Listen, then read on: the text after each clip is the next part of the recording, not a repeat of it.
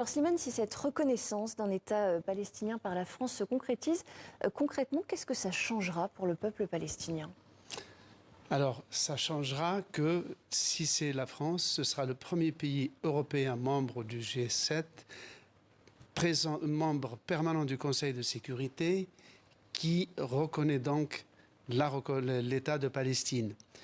Cela peut avoir un effet d'entraînement à l'intérieur de l'Union européenne, où, comme on le voyait dans le sujet, 12 pays sur 27 reconnaissent l'État de Palestine.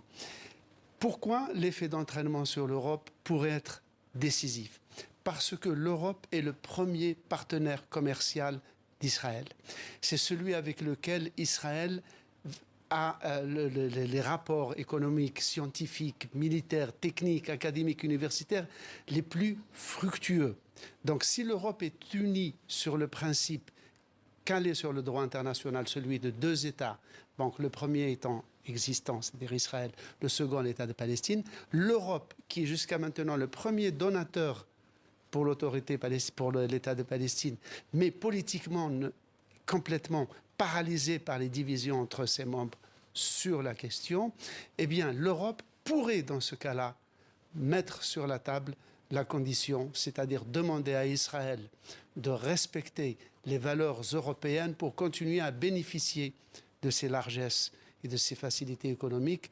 Et là, c'est vraiment un moyen de pression sur lequel le leadership israélien ne peut pas trop tergiverser. Ce pourrait être ça donnerait à l'Europe, dans la négociation qui pourrait se présenter pour une solution définitive du problème israélo-palestinien, l'Europe pourrait enfin être non plus seulement un donateur humanitaire, mais un acteur crucial, décisif, qui pourrait faciliter cette reconnaissance et donc aboutir à une solution négociée de deux États. Alors ça fait beaucoup de si et beaucoup de conditionnels. Oui. Pour l'instant, Slimane, les Européens restent quand même divisés sur cette question de la reconnaissance d'un État palestinien.